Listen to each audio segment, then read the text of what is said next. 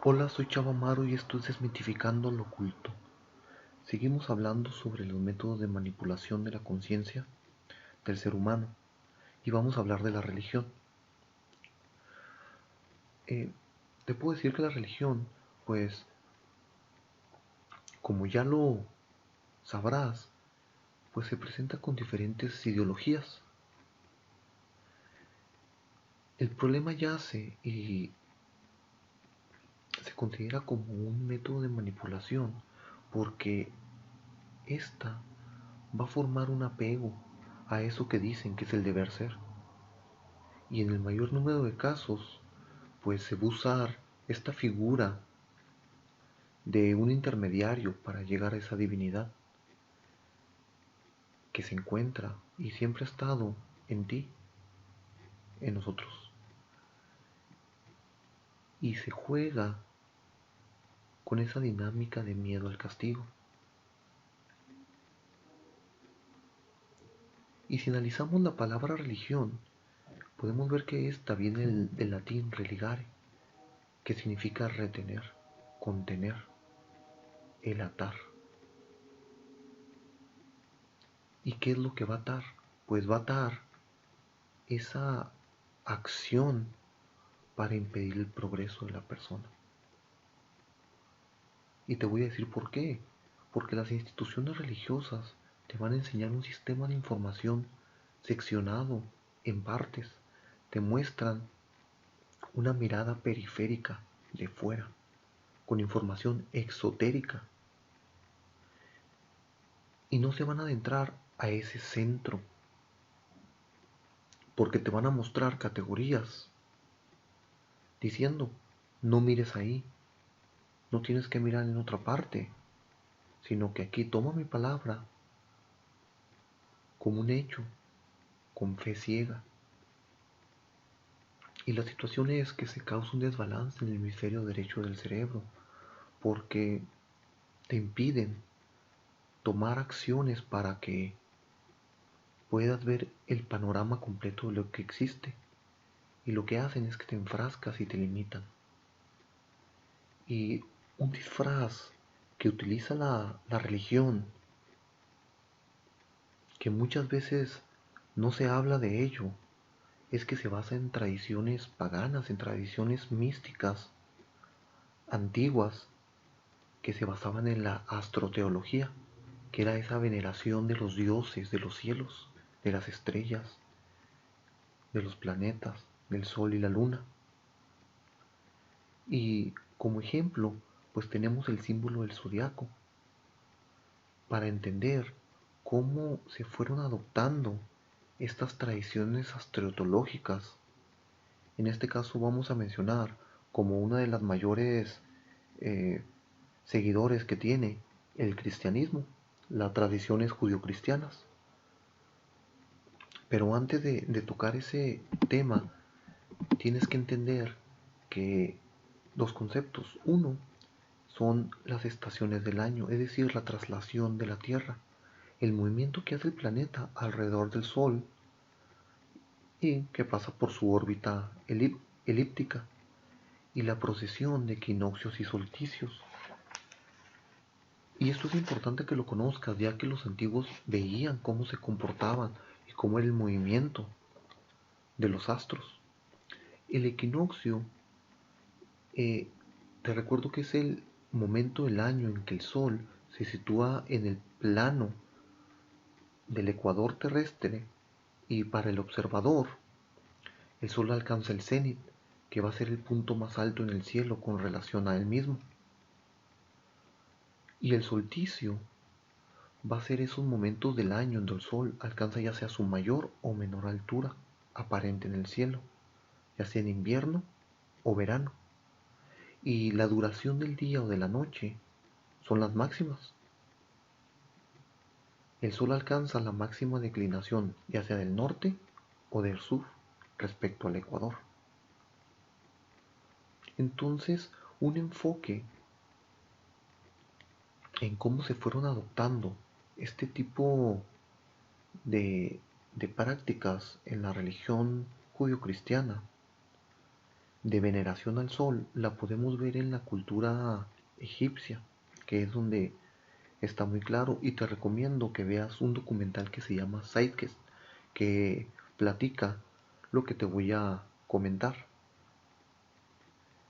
La historia que los antiguos contaban es acerca del sol. Este se coloca en el centro del zodiaco, en el cual se divide con la cruz del zodiaco. Y este, a través del año, durante el año, va pasando por cada casa de la constelación del zodiaco. Ellos hablaban de un Mesías solar.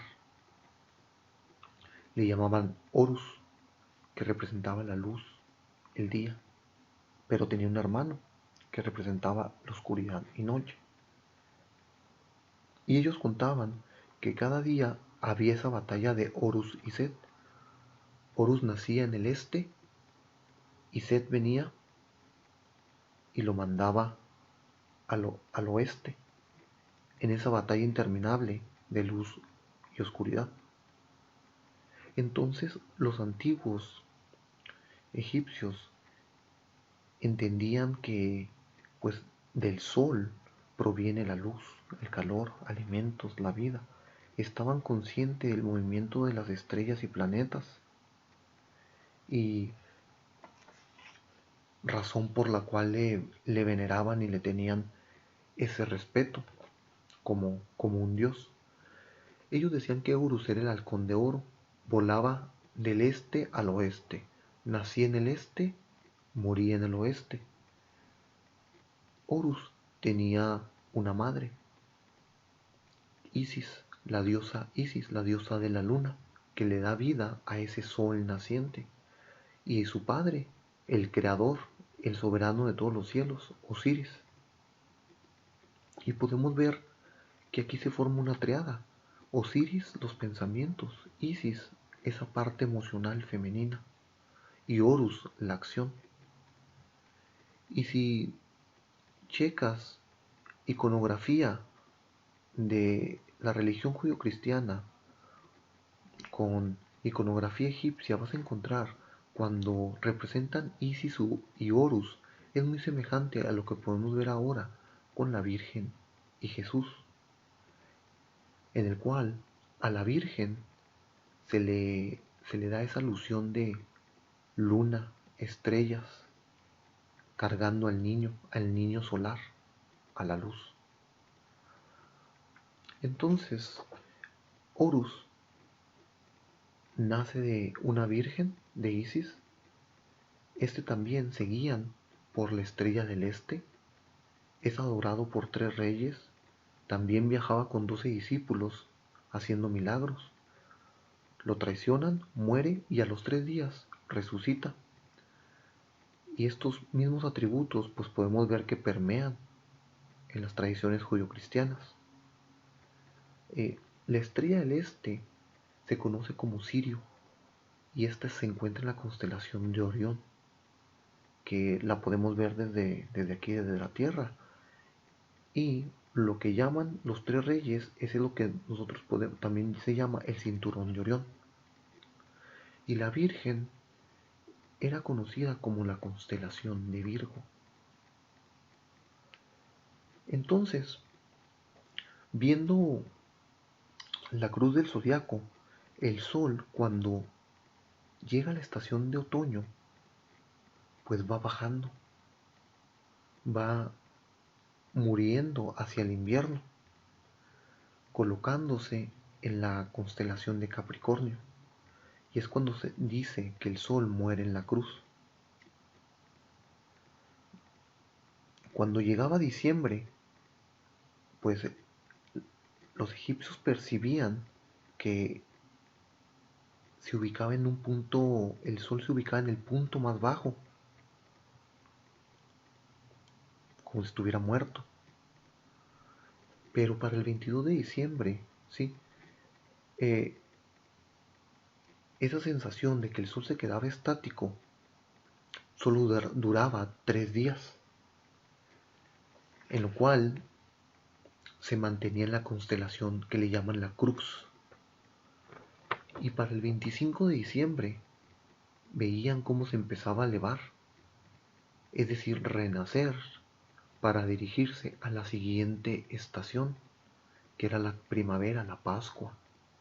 Y ellos sabían que eso significaba que iban a venir las cosechas, los alimentos, es decir, la salvación.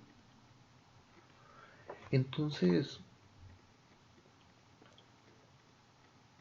si checas lo que dicen las tablas sumerias, lo que dice el libro egipcio de los muertos, se encuentran disposiciones muy similares que adopta la tradición judio-cristiana.